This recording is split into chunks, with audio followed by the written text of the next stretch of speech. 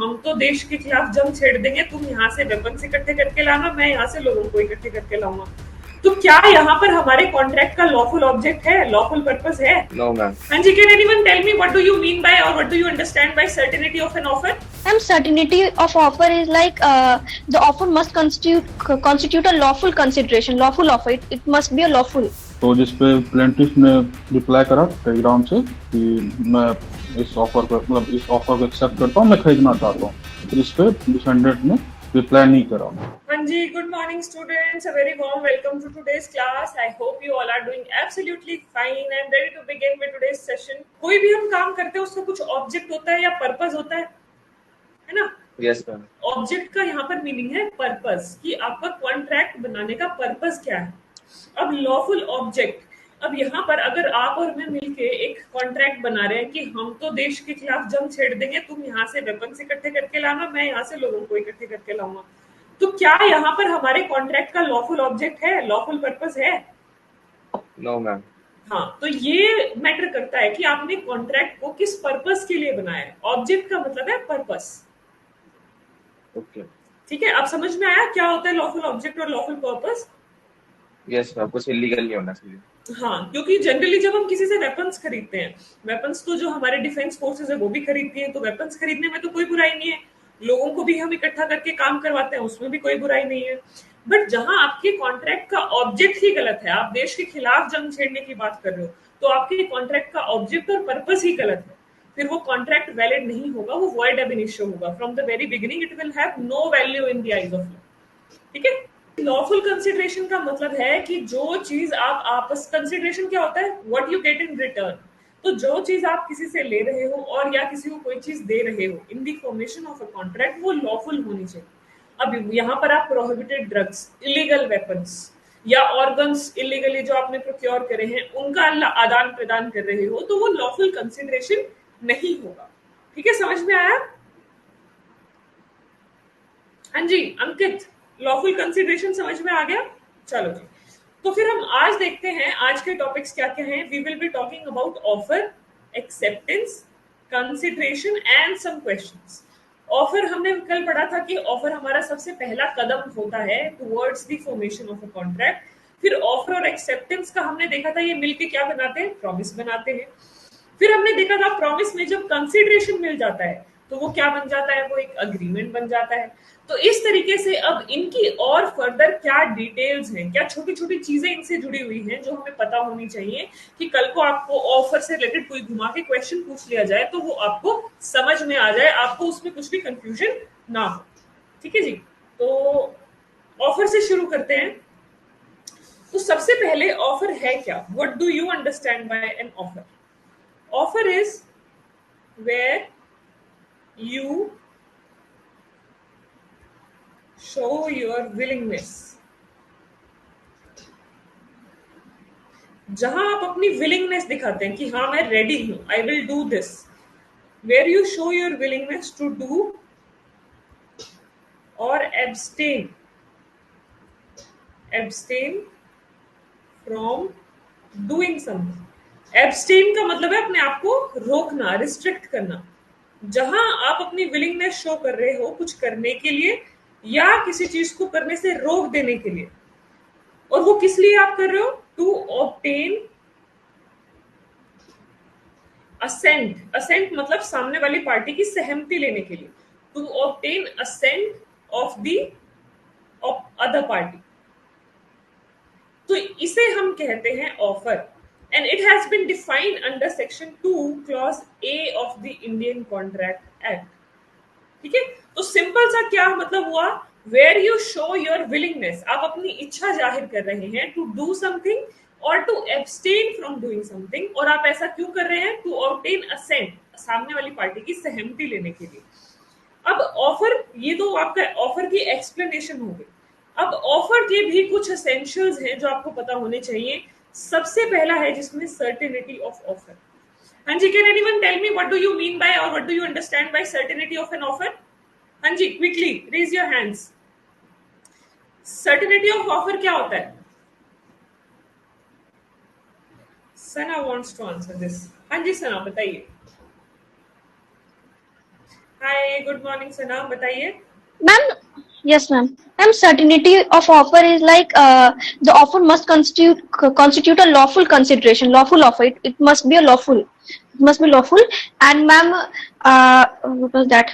The lawyer should means the lawyer. I'm saying the offer should have clarity. Like if we are saying that I will send this product at certain amount out of 2,000 or 3,000, that amount should be fixed so that the other person means offering that can accept with that clarity. It should not be vague. Yeah. So there should be no confusion or vagueness in your offer, right? ठीक है. Okay, well done. So चलो clarity बाकी. should be there. Yeah, absolutely. Hanji, any other student wants to attempt answering this? Clear offer and not confusing. बिल्कुल सही. सरल और simple शब्दों में इसका यही मतलब है. तो ऑफर में जनरली दो पार्टी होती है. एक होता है ऑफरर. ऑफरर कौन होता है? The one who makes the offer. और ऑफरी कौन होता है? Offeree is that person who accepts the offer. ठीक है जी. अब सर्टेनिटी ऑफ ऑफर की क्या बात है? ये कहता है कि जब भी कोई ऑफरर किसी ऑफरी को कोई ऑफर प्रेजेंट करता है, उसमें एब्सोल्यूट क्लैरिटी होनी चाहिए. Absolute clarity in the offer. मतलब कोई भी कंफ्यूजन, नो कंफ्यूजन और वेगनेस. कोई भी कंफ्यूजन या वेग नहीं होना चाहिए कि मतलब जिसमें कुछ भी क्लियर ही नहीं पता चल रहा है. सपोज जैसे मैं आपको कहती हूँ कि मेरे पास 3 गायें हैं. एक ब्लैक कलर की है, एक ब्राउन कलर की है, एक व्हाइट कलर की है. मैं आपको कहती हूँ कि इन तीनों में से मैं आपको कोई भी मेरी एक गाय दे दूंगी. तो क्या ये एक वैलिड ऑफर है? नहीं, क्योंकि इस ऑफर में सर्टिनिटी नहीं है कि आप कौन से वाली गाय देने वाले हो. आपके ऑफर में आपको स्पेसिफिकली मेंशन करना होगा कि कौन सी गाय आप देने वाले हो, या कौन सी कार आप किसी को देने वाले हो, या कौन सा घर आप किसी को देने वाले हो.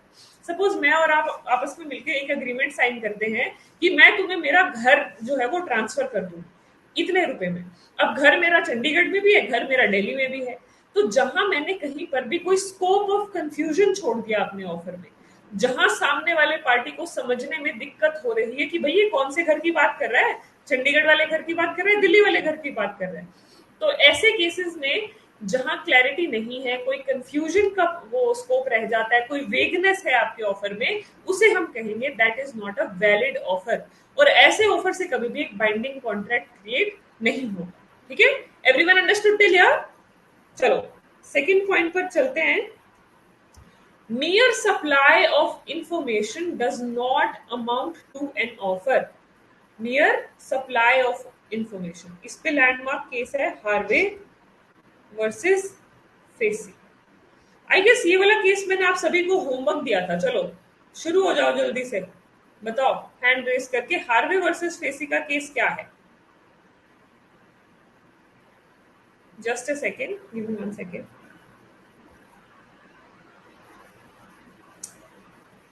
Arshpreet Singh and Lekhna have raised their hands. हाँ जी अर्शप्रीत, बताइए. Ma'am, actually in Harvey versus Facey case, Harvey sent a telegram to Facey to negotiate the price of a bumper pen that Facey was selling. Yeah. And Facey replied to him with the price through the telegram. But due to some reasons, the price of the matlab, they could not reach to an end.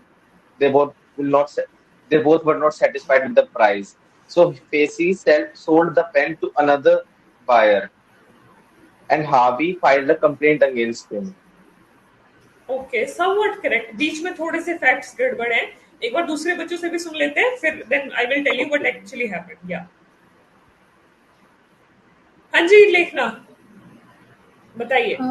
Yes, ma'am. The case was heard in 1893, जिसमें हावी ने एक Telegram भेजा facie को 2 questions पूछते हुए कि if are you willing to sell your land, and the second question was कि कितना लोएस्ट प्राइस तक आप सेल कर सकते हो. He received a Telegram from facie that the lowest price of the land would be 900 pounds something. but Okay. he didn't answer the other question, that is he willing to sell it or not, which doesn't constitute a contract. So after then he received a third telegram. Facey received a telegram from Harvey again that okay, I will give you £900. Shall we start with the procedure? Then Facey didn't reply anything. He wasn't willing to send. Then when they went to court, the jury has decided that this was not a contract because mere information about a land doesn't So constitute a contract. he was just giving an information. There was no willingness to sell the pen. Right. Yes, ma'am. Good, good, very good. हाँ जी. Now let's hear from Ronit. हाँ जी Ronit, बताइए. Yes ma'am, plaintiff ने defendant को बोला कि मैं आपसे वो हॉल खरीदना चाहता हूँ, जिस पे डिफेंडेंट ने बताया कि मैं I am willing to sell at the price of 900 euros. तो जिस पे प्लेंटिफ ने रिप्लाई करा टेलीग्राम से कि मैं इस ऑफर को एक्सेप्ट करता हूँ, मैं खरीदना चाहता हूँ, जिस पे डिफेंडेंट ने रिप्लाई नहीं करा। और फिर जब प्लेंटिफ कोर्ट गया तो वहाँ पे कोर्ट ने अपहोल्ड करा कि इंफॉर्मेशन देना और एक्सेप्टेंस ऑफ ऑफर नहीं माना जाएगा, इसके लिए ऑफर एक्सेप्ट करना होगा। Absolutely, absolutely. सिर्फ इंफॉर्मेशन सप्लाई करने का मतलब ये नहीं है कि सामने वाली पार्टी आपको ऑफर मेक कर रही है. राइट. हाँ जी सना, बताइए. Same, ma'am. What Lekhna and Ronnie told. Here, one thing we can say that additionally, I can say that at one level Harvey lost, but at the other two levels he won the case. Like it was a case of invitation of offer, not because it was just an advertisement. So Yes. the shop means the plaintiff means like the Harvey can even deny the offer and accept the offer. It depends upon him. Yes. चलो जी, ठीक है. Now let me explain what happened in this case. So here, let's forget Harvey and Facey's name. One party asked the other party, what is the best price you can offer for this pen? अब जब आपने किसी से ये पूछा है कि आप इस पेन का बेस्ट प्राइस क्या ऑफर कर सकते हो, तो सामने वाली पार्टी ने सिर्फ आपको इसका यही जवाब दिया कि मैं इसका इतना बेस्ट प्राइस ऑफर कर सकता हूँ. आप खुश हो जाते हो, चलो ठीक है, मैं तुम्हारा पेन फिर खरीद लेता हूँ, मैंने तुम्हारा ऑफर एक्सेप्ट कर लिया. वो सामने वाली पार्टी कहती है, मैंने तुम्हें ऑफर थोड़ी करा है कुछ, मैंने तो सिर्फ तुम्हें, जो तुमने मुझसे इन्फॉर्मेशन मांगी, मैंने तो सिर्फ वो इन्फॉर्मेशन तुम्हें सप्लाई करी है. एंड इसलिए फिर कोर्ट ने इस केस में कहा था, जहां कोई व्यक्ति आपके पूछे जाने पर आपको सिर्फ इंफॉर्मेशन दे रहा है, वो इंफॉर्मेशन सप्लाई करना does not constitute an offer. ठीक है, अंडरस्टूड एवरीवन? और क्योंकि यहाँ पर एक ऑफर हुआ ही नहीं है, एक ऑफर कम्युनिकेट ही नहीं किया गया है, सिर्फ पेन का प्राइस बताना डज नॉट मीन कि आपने उसको ऑफर किया है सेल करने का. और क्योंकि ऑफर ही नहीं हुआ तो एक्सेप्टेंस का सवाल ही नहीं उठता, इसलिए एक वैलिड कॉन्ट्रैक्ट यहाँ पर नहीं फॉर्म होगा. Understood everyone? चलो जी, थर्ड पॉइंट पर चलते हैं. Communication of offer only when an offer is communicated to the offeree it becomes effective. इसमें केस है लालमन वर्सेस गौरी दत्त. इस केस के बारे में कोई बता सकता है? Is anyone aware of this case, Lalman versus Gauri Dutt? Again Sana ने सारी क्लासेस अटेंड कर रखी हैं लगता है. हाँ जी सना, बताइए. मैम, आपने जो इवनिंग का क्लासेस लिया था वो मैंने थोड़ा सा पहले से देख लिया, so that I can answer. Ma'am, Lalman versus Gauri Dutt, in Lalman and versus Gauri Dutt case, Lalman's nephew got lost.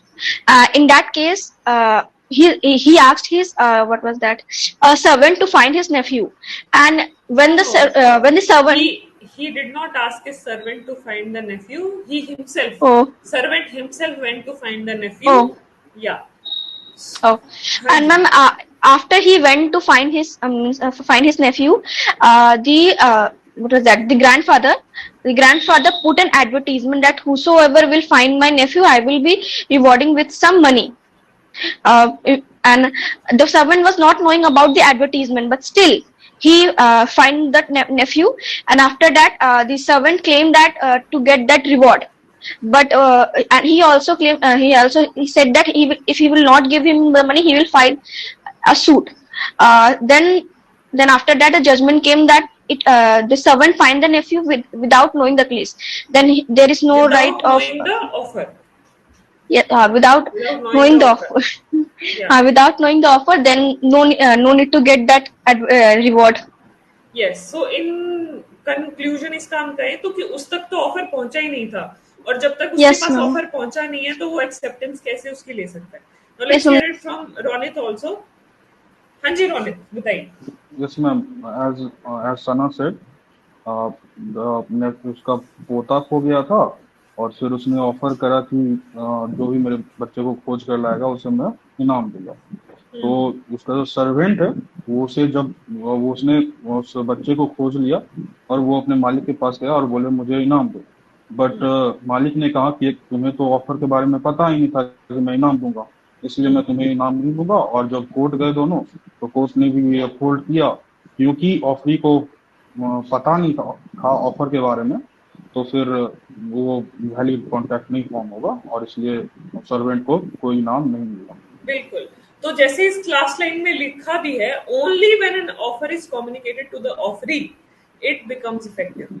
अगर ऑफरी की नॉलेज में ही नहीं आया है ऑफर, तो ऑफर इफेक्टिव होगा ही नहीं. ठीक है, अंडरस्टूड.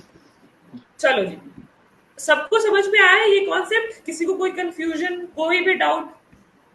कि जब तक आपको ऑफर के बारे में पता ही नहीं है, आप उसे एक्सेप्ट कैसे करोगे? So the offer becomes effective only when it comes to your knowledge. जहां सर्वेंट अपनी मर्जी से एक बच्चे को ढूंढ लाया और फिर बाद में रिवॉर्ड मांगने लगा कि आपने तो न्यूज़पेपर में एडवर्टीजमेंट दी थी, अब मुझे रिवॉर्ड दो, तो वो मालिक कहने लगा तुम तो अनपढ़ थे, तुम्हें तो पता ही नहीं था कि न्यूज़पेपर में क्या एडवर्टीजमेंट आई है, तुम तो अपनी मर्जी से ढूंढ के लाए हो, तुम्हें तो ऑफर की अवेयरनेस नहीं थी कि कोई ऑफर भी न्यूज़पेपर में वो किया गया है, एडवर्टाइज किया गया. एंड तो इस केस में कोर्ट ने कहा कि just because the offer was not communicated to the offeree, the offer for him did not become effective and it will not result in formation of any form of contract. ठीक है. हाँ, invitation to offer हुआ, बिल्कुल सही. हाँ जी रोनित बताइए. Yes ma'am, जैसे आपने बोला कि क्योंकि वो पढ़ा लिखा था, वो पढ़ नहीं सकता था ऑफर को, एडवर्टाइजमेंट को। अगर कोई दूसरा बंदा एडवर्टाइजमेंट के बारे में अगर नौकर को बता दे, तब तो ये कम्युनिकेशन माना जाएगा ना। हाँ बिल्कुल, कम्युनिकेशन मतलब उसकी नॉलेज में आ जाना चाहिए when he gets to yes no ma'am. About the existing offer. Yes. अब कंसिडरेशन से रिलेटेड भी कुछ हमने इंपॉर्टेंट पॉइंटर्स देखे थे. क्या पढ़ा था हमने, या मैंने आप लोगों को बताया था जो आपको पता होना चाहिए? कंसिडरेशन एक तो सबसे पहले हमेशा लॉफुल होनी चाहिए, इलीगल नहीं होनी चाहिए. आप कुछ भी ऐसा प्रॉमिस नहीं कर सकते जहां पर आप किसी को कह रहे हो ठीक है, मैं सपोज आप मर्डर की सुपारी ले रहे हो, तो मर्डर की सुपारी ले रहे हो तो मर्डर एक अनलॉफुल एक्ट है. अनलॉफुल एक्ट कभी भी वैलिड कंसिडरेशन नहीं हो सकता. इसके अलावा कंसिडरेशन जो है हमेशा क्या होनी चाहिए? कंसिडरेशन रियल होनी चाहिए. It should not be imaginary. जहां हमने कल बात करी थी ना कि चलो आजकल बड़ा होता है ना, चांद तारे तोड़ लाऊंगा तुम्हारे लिए, मैं ऐसा कर दूंगा, मैं तुम्हारे लिए वैसा कर दूंगा, देखना. वो कभी भी ट्रुथ नहीं होता है, वो कभी भी रियल नहीं होता है, वो सब इल्यूजनरी, वो सब इमेजिनरी चीजें हैं. उन सब चीजों से कभी भी वैलिड कॉन्ट्रैक्ट फॉर्म नहीं होता है. तो कंसिडरेशन हमेशा रियल होनी चाहिए, ये बहुत जरूरी है. अगला है consideration need not be adequate. Need not be adequate. Adequate मतलब सफिशिएंट. अब सपोज फादर और डॉटर के बीच का रिश्ता ऐसा है जहां फादर हो सकता है अपनी प्रॉपर्टी, बेटी को जो प्रॉपर्टी 80 लाख की थी वो 60 लाख में दे दे, 50 लाख में दे दे, तो आप कहोगे ये तो इसकी एडिक्वेट वैल्यू नहीं है, ये तो सही वैल्यू नहीं है. But because of the relationship between the parties, कहीं पर दोस्ती का रिश्ता होता है, कहीं पर भाई बहन का रिश्ता होता है, कहीं पर माता पिता, फादर सन, फादर डॉटर का रिश्ता होता है, जहां पर कंसिडरेशन कई बार एडिक्वेट ना होते हुए भी वैलिड कॉन्ट्रैक्ट बन सकता है. So these are some important pointers which you must keep in mind relating to consideration. सबसे पहला तो lawful होनी चाहिए. दूसरा, it should be real and not imaginary. तीसरा, it need not be adequate. So consideration real होनी चाहिए but adequate होनी जरूरी नहीं है. एक और पॉइंट है जो इसमें आपको याद रखना है, that is just a second.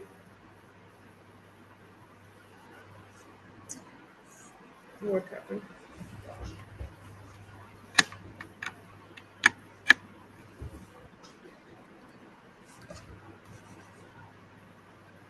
Okay, colour,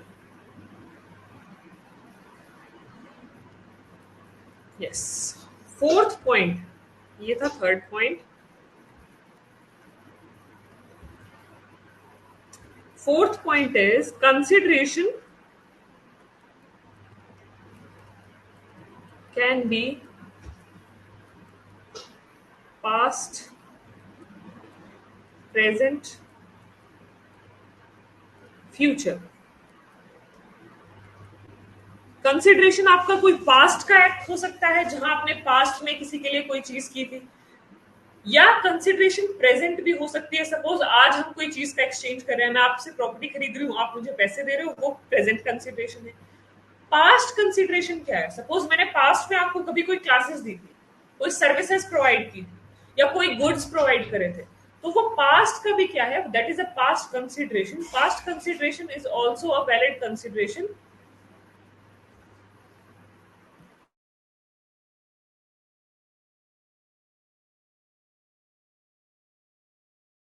जी, तो कंसिडरेशन पास्ट कंसिडरेशन हो सकती है, कंसिडरेशन प्रेजेंट कंसिडरेशन हो सकती है, और कंसिडरेशन फ्यूचर कंसिडरेशन भी हो सकती है। फ्यूचर कंसिडरेशन का क्या मतलब है? आपको सपोज आपका घर बनवाना है किसी से, आपने पार्ट पेमेंट आज कर दी बिल्डर को और उसे कहा तुम ये घर जो है मुझे 6 महीने में या 8 महीने में कंप्लीट करके दे देना। वो घर 8 महीने में कंप्लीट करके देगा आपको, वो क्या है? एक फ्यूचर कंसिडरेशन है। अब टाइप्स ऑफ कंसिडरेशन, क्या क्या चीजें आ सकती है कंसिडरेशन में? गुड्स, आप किसी से गुड्स एक्सचेंज कर सकते हो। सपोज गाड़ी दे दी आपने, बाइक दे दी, या अपना कोई मोबाइल फोन दे दिया। Services, suppose teaching service, airline services, ये सब हो सकती है। और क्या हो सकता है? प्रॉमिस, जहां आप कहीं को किसी को कोई चीज प्रॉमिस कर रहे हो, मैं तुम्हारे लिए ये कर दूंगा, मैं तुम्हारे लिए वो कर दूंगा, या मैं तुम्हारे लिए ये ड्यूटी परफॉर्म कर दूंगा, वो भी कंसिडरेशन हो सकता है। और क्या हो सकता है? मनी भी आपके लिए कंसिडरेशन हो सकती है। या एब्स्टिनेंस, एब्स्टिनेंस, एब्स्टिनेंस बता सकता है मुझे कोई? What is abstinence? हाँ जी, what is abstinence? What do you mean by abstinence?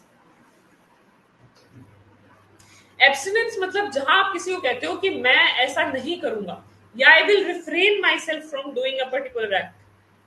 ठीक है, that is abstinence. General principle क्या है?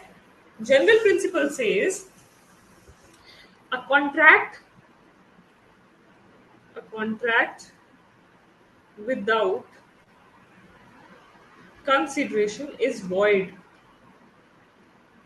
जहां कहीं भी किसी एक कॉन्ट्रैक्ट में कंसिडरेशन मिसिंग है, वो कॉन्ट्रैक्ट वॉइड होगा, उसकी कोई भी वैल्यू नहीं होगी in the eyes of law.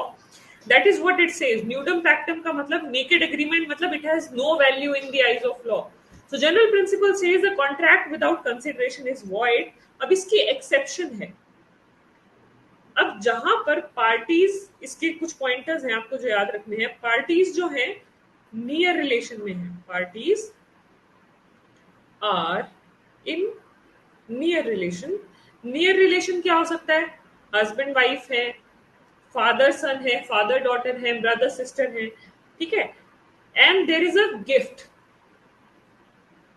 Gift made out of natural love and affection. Gift में क्या होता है? गिफ्ट में एक तरफ से कंसिडरेशन मिसिंग होती है, एक पार्टी देती है, बदले में वो कुछ रिसीव तो नहीं करती है, इसलिए गिफ्ट में on one side consideration is missing. But यहां हम कह रहे हैं कंसिडरेशन चाहे मिसिंग भी है फिर भी वैलिड कॉन्ट्रैक्ट बनेगा। एक्सेप्शन मतलब जहां पर हम इस जनरल प्रिंसिपल को अप्लाई नहीं करेंगे। Parties are in near relationship, वो एक गिफ्ट करती हैं out of natural love and affection. और तीसरा, वो उसे राइटिंग में, यानी कि उसका एक कॉन्ट्रैक्ट बनाती है, राइटिंग फॉर्मेट में रखती है। और चौथा, उसे रजिस्टर कराती है। रजिस्ट्रेशन कराते हैं ना हम जब भी प्रॉपर्टी ट्रांसफर कराते हैं, वैसे ही जहां कहीं पर आप अपनी प्रॉपर्टी या कोई चीज किसी को गिफ्ट कर रहे हो, वहां पर, और वो आपने अगर out of natural love and affection किया है, तो वो एक वैलिड कॉन्ट्रैक्ट होगा। वहां आप ये कोई इसको ऑब्जेक्ट नहीं कर सकता कि इसमें तो कंसिडरेशन नहीं है। As a general rule it is nudum pactum. But क्योंकि हमारा जो इंडियन कॉन्ट्रैक्ट एक्ट का सेक्शन 25 है, Section 25 of Indian Contract Act says, what does it say? It is an exception to the principle of न्यूडम पैक्टम कि जहां कहीं एक agreement में या एक कॉन्ट्रैक्ट में एक तरफ से एक्सेप्शन मिसिंग भी है तो भी हम एक वैलिड कॉन्ट्रैक्ट बना लेंगे, प्रोवाइडेड ये कंडीशन पूरी हो, पार्टीज नियर रिलेशन में हो, गिफ्ट किया हो, राइटिंग में हो और रजिस्टर्ड। ठीक है, so all these conditions are fiduciary relationship. हाँ, ट्रस्ट बेस्ड रिलेशनशिप जहां पर है वहां पर भी अप्लाई हो सकता है। So these are certain important pointers related to consideration. अब एक बार यहां पर देख लेते हैं। Consideration must move at the desire of the promisor, यानी कि कंसिडरेशन वही डिलीवर की जाएगी जो प्रोमिसर चाहता है। Only and only eight the desire of the promisor the consideration will move. ऐसा नहीं है कि ऑफरी जो है, प्रोमिसर हमारा कौन होता है? Promisor is or offeror. Offeree कुछ भी अपनी मर्जी से कंसिडरेशन नहीं दे सकता, जो कंसिडरेशन प्रोमिसर ने मांगी है वही दी जाएगी, provided that consideration is lawful, provided that consideration is real. ठीक है, अगर ये दोनों चीजें कंडीशंस पूरी हैं तो वो कंसिडरेशन ऑफरर आपसे मांग सकता है। कंसिडरेशन मस्ट बी रियल, ये मैंने अभी आपको बताया, and it should not be illusionary, it must be practically possible, certain and legal। अब मैं आपको कहूं कि जिस दिन दो पैरेलल लाइंस मिल जाएंगी उस दिन मैं तुम्हें 1,00,000 रुपए दूंगी। अब क्या ये पैरेलल लाइंस कभी मिलेंगी? क्या ये फिजिकली पॉसिबल है? फिजिकली पॉसिबल नहीं है, इसलिए क्योंकि यहाँ पर कंसिडरेशन पॉसिबल नहीं है, कंसिडरेशन रियल नहीं है, इसलिए यहाँ पर एक वैलिड कॉन्ट्रैक्ट नहीं फॉर्म होगा। जैसे यहां पर भी a promise to put life in X dead body on B's promise to pay ₹1000, it is not real. क्या आप किसी मरे हुए इंसान को जिंदा कर सकते हो जादू से? नहीं कर सकते, क्योंकि वहां पर भी आपकी फिर जो कंसिडरेशन है किसी डेड पर्सन को जिंदा करना, it is physically impossible, it is not real, it is imaginary. तो अगर ऐसी कोई कंसिडरेशन भी है तो वो एक वैलिड कंसिडरेशन नहीं होगी, नॉट अ वैलिड कंसिडरेशन। ठीक है जी। Then consideration need not be adequate, consideration का एडिक्वेट होना जरूरी नहीं है, बट कंसिडरेशन रियल होनी चाहिए। तो रियल जरूरी है, एडिक्वेट जरूरी नहीं है। ठीक है, कंसिडरेशन जो इनएडिक्वेसी है कंसिडरेशन की, जहां आप 10 रुपए की चीज किसी को 5 में दे रहे हो, it will not invalidate the contract, उससे कॉन्ट्रैक्ट पे कोई असर नहीं होगा। It must be of some value, even though उसकी कुछ वैल्यू जरूर होनी चाहिए in the eyes of law. अब कंसिडरेशन में भी पास्ट, प्रेजेंट, फ्यूचर, ये मैं आपको बता चुकी हूँ। जहां आपने पास्ट में किसी के लिए कोई एक्ट करा था, आज वो व्यक्ति आपको उसके लिए कॉम्पनसेट कर रहा है, तो वो पास्ट वाला जो एक्ट है उसको कंसिडरेशन माना जा सकता है। प्रेजेंट, जहां आज मैं आपको ये लेक्चर प्रोवाइड कर रही हूँ, आप लोग सुन रहे हो, आपने फीस पे की है, वो सब प्रेजेंट कंसिडरेशन है। फ्यूचर, अगर आपने आज फीस पे की और मैं कहती हूँ 1 महीने बाद मैं आपको लेक्चर प्रोवाइड करूंगी, तो वो क्या है? वो फ्यूचर कंसिडरेशन है। Everyone understood till here? सबको समझ में आ गया? हाँ जी। Third point, just a second. Third point कहता है consideration need not be adequate. इसमें मैंने जैसे आपको बताया था, फादर है, सन है, फादर की प्रॉपर्टी जो है वो 1 करोड़ की है, बट फादर ये सेम प्रॉपर्टी अपने सन को या अपने किसी फ्रेंड को सपोज सब दे देता है फॉर ₹50 लाख। अब जो ये 50 लाख है, ये इसकी एडिक्वेट अमाउंट नहीं है, इसकी राइट अमाउंट नहीं है, बट कॉन्ट्रैक्ट लॉ का प्रिंसिपल कहता है कि consideration need not be adequate. 50 lakh पे भी वैलिड कॉन्ट्रैक्ट बन सकता है। ठीक है, even though this is not adequate. ठीक है, पास्ट कंसिडरेशन, ये क्लियर हो गया सबको? किसका डाउट था? ये सना समझ में आ गया एडिक्वेसी वाला पॉइंट? चलो जी। पास्ट कंसिडरेशन क्या है? जैसे मैंने आपको कभी पास्ट में कोई क्लासेस प्रोवाइड की थी, मैंने आपको कहा था जब आपके पास पैसे होंगे तब दे देना, या पास्ट में आपको किसी ने कोई गुड्स सप्लाई करे थे कि जब तुम्हारे पास पैसे होंगे तब दे देना। तो आप आज अगर वो पैसे उसे दे रहे हो, आज उसे कंसिडरेशन दे रहे हो for the past goods that he had supplied to you. तो जो पास्ट में आपको कोई गुड्स मिले हैं या पास्ट में आपको कंसिडरेशन मिली है, that is also a valid consideration. So that's all about today's class. Thank you everyone. I hope you all have a great day ahead. Bye bye. Take care.